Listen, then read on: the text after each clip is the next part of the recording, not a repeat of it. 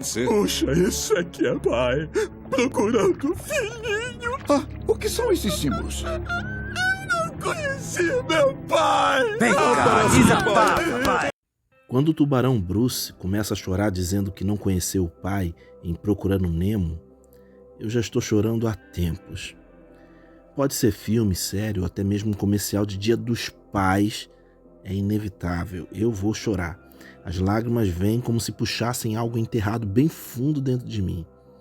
Minha esposa ri muito disso. Eu não sei explicar direito, mas ver cenas de pais e filhos me desperta uma mistura estranha de saudade e inveja. Saudade de algo que eu quase não vivi, eu quase não tive a companhia do meu pai, e inveja de quem teve e ainda tem o seu pai presente. Meu pai esteve presente, mas de forma tão esparsa que às vezes a sua presença parecia uma sombra, era algo quase irreal. Eu lembro do seu rosto quando ele estava sóbrio, da expressão amável que parecia uma outra pessoa. Eu lembro de quando ele chegava tarde do trabalho, trazendo sempre algo gostoso. Eram como se fossem pequenas dádivas que para mim eram grandes tesouros. Eu lembro disso até hoje. Mas essas memórias doces são engolidas por um mar de lembranças amargas, lembranças muito ruins.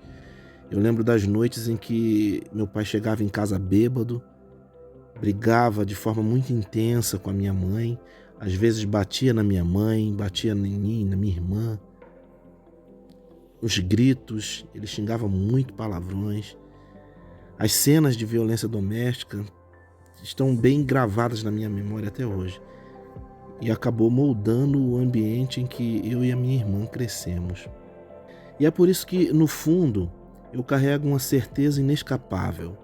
Assim como o Bruce de Procurando Nemo, eu também não conheci o meu pai. Esse é o canal A Essência de Mim, que eu criei para me tornar uma pessoa melhor por meio do autoconhecimento e que também pode te ajudar se você também quer ser uma pessoa melhor. Se você gostar do vídeo, não se esquece de curtir, compartilhar e se inscrever no canal. Você pode aproveitar também para curtir logo agora, para não correr o risco de você esquecer de curtir depois. Na descrição do vídeo tem algumas outras formas de apoiar o canal, inclusive tem um link para você conhecer o meu mais novo projeto, o livro O Homem que Não Existia, lançado pela editora Flive. Se você gosta de literatura, eu acho que você vai gostar. Sem mais enrolação, vamos para o vídeo. Eu não conheci o meu pai e só me dei conta disso depois que ele morreu. Eram 2 ou 3 horas da manhã quando alguém começou a gritar meu nome no portão da minha casa. Lá em casa morávamos minha irmã, a minha mãe, a minha tia Dora e eu. Na época eu tinha 22 anos de idade e eu trabalhava como faxineiro no Hospital Psiquiátrico Nise da Silveira, no Engenho de Dentro.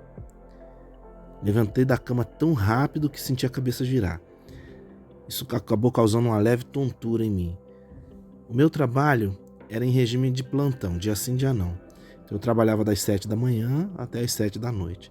O despertador ia tocar ainda em 1 hora. Eu tinha 1 hora de sono ainda para dormir, mas aquela voz no portão estava prestes a roubar o pouco descanso que me restava. Acendi a luz do quarto e caminhei até a porta da sala, iluminando o caminho inteiro. Meus olhos demoraram para se acostumar com a claridade, mas os meus ouvidos logo reconheceram a voz do lado de fora. Era madrugada. O que será que o Wilson fazia ali? Será que era o Wilson mesmo? O Wilson era um vizinho casado com a Ana Mafalda. Eles tinham 2 filhos e a minha tia Dora trabalhava cuidando deles. Quando ainda era muito pequena, minha tia contraiu poliomielite, que deixou suas pernas atrofiadas e deformadas. Apesar disso, ninguém era mais trabalhadora do que ela. Por causa das crianças que ela tomava conta, às vezes eu cruzava o caminho com o Wilson quando ele ia lá pegar as crianças, né? Ia buscar as crianças. Ele chegava do trabalho, ia buscar os filhos dele e às vezes a gente se encontrava. E aí por isso eu consegui lembrar da voz dele gritando no portão. Eu peguei a chave e minha mãe, alarmada, minha mãe tem muito medo de tudo. E ela me disse para não abrir a porta. Ela falou, pode ser um bandido. A minha tia disse, desde quando um ladrão grita o nome de uma pessoa no portão? E ela tinha razão. Um método criminoso tão óbvio parece um absurdo, né? Então eu respirei fundo, destranquei a porta e abri. Peu, seu pai sofreu um acidente. A casa dele pegou fogo e ele está todo queimado. Precisamos levá-lo para o hospital. Wilson disse isso ofegante e nervoso. Ele morava a cerca de 400 ou 500 metros de distância da minha casa e provavelmente correu até ali. Então eu vesti uma camisa rapidamente, peguei minha carteira com os documentos e saí correndo ao lado dele pelas ruas do bairro. O barraco onde meu pai morava já estava cercado por vizinhos, cada um falando uma coisa diferente ao mesmo tempo. Alguém havia conseguido tirar ele do meio das chamas e ele estava sentado no chão com queimaduras graves por todo o seu corpo. Quase ao mesmo tempo em que eu cheguei, o meu primo Didi apareceu, trazendo um vizinho com um carro para socorrer o meu pai. Naquela época não existiam aplicativos como o Uber ou o 99. Era 2002, então não tinha isso aí. O vizinho cedeu o seu Fusca Caramelo para a gente levar meu pai ao hospital da posse. Colocamos meu pai no banco de trás do carro e eu sentei ao lado dele. O Didi foi no banco da frente. Quando o erguemos, pedaços da sua pele ficaram grudados nas nossas mãos. A pele dele estava soltando. O cheiro de carne queimada tomou conta do carro e ficou impregnado na minha memória por muito tempo. Meu pai estava ainda muito bêbado e estava delirando. Ele falava coisas sem sentido, ficava falando coisa com coisa o tempo todo. Nós ficamos até, meio-dia, 1h da tarde, esperando notícias do meu pai. Quando eu pude vê-lo, ele já tinha sido medicado e estava dormindo. Ele estava todo enfaixado. No dia seguinte, eu fui até o hospital da posse novamente e consegui ver meu pai acordado e sem o efeito do álcool. Ele disse que só lembrava de ter chegado em casa com fome e que foi esquentar uma comida no fogareiro a álcool. Ele provavelmente deve ter entornado o álcool por toda parte, dando início ao incêndio na casa dele. Se eu sair dessa, nunca mais boto uma gota de álcool na minha boca, disse ele, deixando lágrimas escorrerem nos cantos dos seus olhos. Pai, o senhor já prometeu isso 1 milhão de vezes e nunca cumpre a promessa. Dessa vez é diferente, eu quase morri, eu vou parar de beber. O senhor está falando isso agora, mas é só ficar bom que vai voltar para as barracas de novo. Eu aposto que antes das feridas cicatrizarem, o senhor já vai estar bebendo novamente. Não fala assim, meu filho. Dessa vez eu vou parar de beber. Eu tenho fé em Deus que eu vou conseguir parar de beber. Não vai não, pai. Isso foi só um susto. Quando o senhor sair daqui, o senhor vai direto para uma barraca tomar uma cachaça. Eu acho que foram coisas assim que eu disse para o meu pai na última vez que eu o vi com vida. Toda vez que eu lembro disso eu fico muito triste comigo mesmo e às vezes até fico chorando. Eu não queria ter dito essas coisas. Se eu soubesse que ele ia morrer, eu não diria essas coisas. Em minha defesa, eu achei que ser duro com ele nesse momento poderia ter o efeito positivo de fazer ele vencer o vício quando saísse do hospital. Eu não olhei as suas feridas, ele estava enfaixado, eu não pensei que ele ia morrer. Ele estava conversando normalmente, então eu pensei que ele ia ficar bom. Eu lamento muito por cada palavra que eu falei. Se eu pudesse voltar no tempo, eu falaria palavras bondosas. Pelo menos eu não ia ficar com peso na consciência pro resto da vida pelas coisas que falei pro meu pai da última vez que o vi. O dia seguinte foi uma sexta-feira, eu fui trabalhar normalmente, mas outros parentes foram visitá-lo. No sábado eu estava de folga e a Michele, a minha irmã, ela trabalhava na época em regime de quase escravidão numa fábrica de produtos de plástico também lá no Engenho de Dentro. Ela conseguiu sair mais cedo do trabalho para ver meu pai. Estávamos em 6 ou 7 pessoas, mas o horário de visita naquela época era apenas 1 horinha por dia e só 2 pessoas podiam subir para ver o meu pai. Os escolhidos então foram a Michele e meu tio. Os demais ficaram conversando do lado de fora. Eu fui trabalhar no domingo e na segunda-feira recebemos a notícia de que meu pai havia morrido. Alguns parentes chegaram a visitá-lo, mas ele já não estava mais lá, e aí assim a gente ficou sabendo que ele tinha morrido. A gente não tinha nenhum plano funerário, também não tinha qualquer quantia reservada para emergências.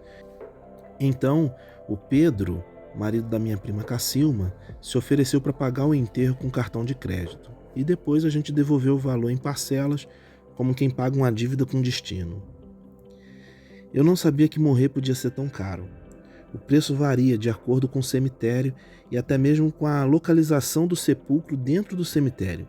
Eu descobri que a morte também tem seus privilégios de classe. Enterrar uma pessoa é caro pra caramba. De qualquer forma, eu perdi meu pai para o vício em bebida. Ele tinha apenas 42 anos de idade. Hoje eu tenho 44 anos. Eu já vivi mais do que o meu pai. Há um ano, eu conversava com 2 moradores do bairro que conheceram meu pai. Eu vou chamá-los aqui de Cristina e Cristino. Cada vez que alguém menciona meu pai, eu escuto com muita atenção, tentando juntar as peças soltas do quebra-cabeça que é a figura do velho Carlos José, ou Cal, todo mundo chamava ele de Cal.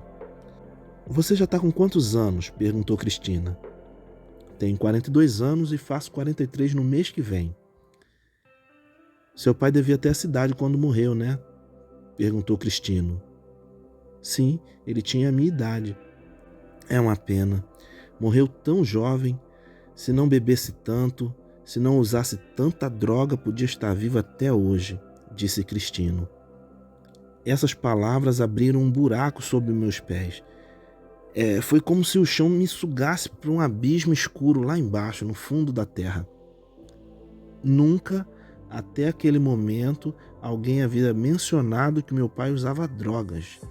Eu jamais tinha imaginado algo assim. Naquela semana eu fui à casa da minha mãe perguntar sobre isso para ela.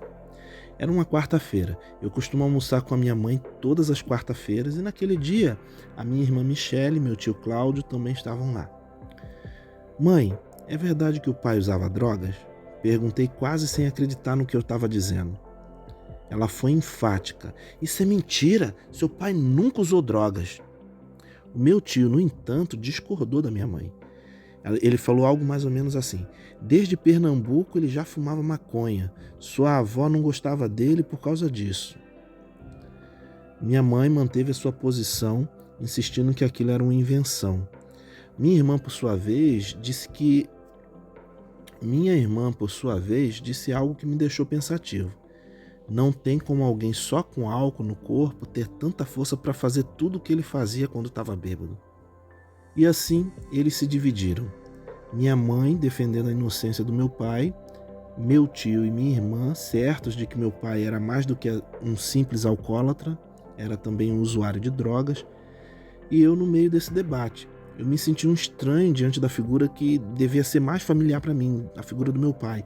Eu não sabia nada sobre meu pai. Eu não sabia que talvez ele pudesse ser usuário de drogas. Eu voltei a lembrar da última vez que o vi no leito do hospital. As lágrimas vieram e enquanto eu escrevo essas memórias e gravo esse vídeo, elas voltam. Meu pai fez a gente sofrer muito, mas nos momentos em que ele estava sóbrio, ele era uma pessoa maravilhosa, uma pessoa extraordinária, todo mundo gostava muito dele. E isso é muito triste. O problema é que os momentos bons vinham sempre com a tensão silenciosa. Era como se houvesse um relógio invisível marcando o tempo até que tudo desabasse outra vez.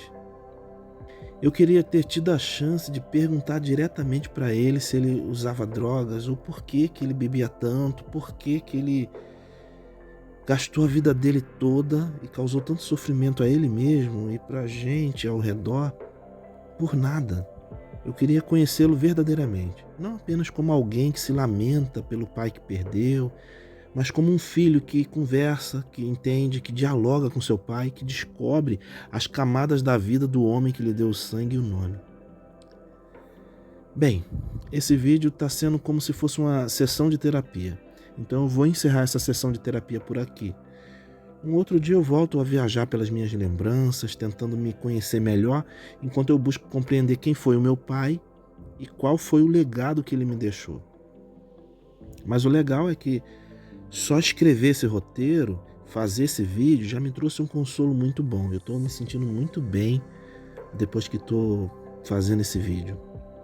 Esse é o canal A Essência de Mim, que eu criei para me tornar uma pessoa melhor por meio do autoconhecimento e que também pode te ajudar se você também quiser ser uma pessoa melhor. Se você assistiu o vídeo até aqui, é porque você gostou. Então, Deixa um like pro vídeo, se inscreve no canal para me ajudar e comenta o que você achou mais interessante de tudo que eu falei. Se você também tem um pai que não foi um pai presente, se também enfrentou desafios de violência doméstica, como a minha família enfrentou, deixa nos comentários que eu vou gostar muito de conhecer a sua história também.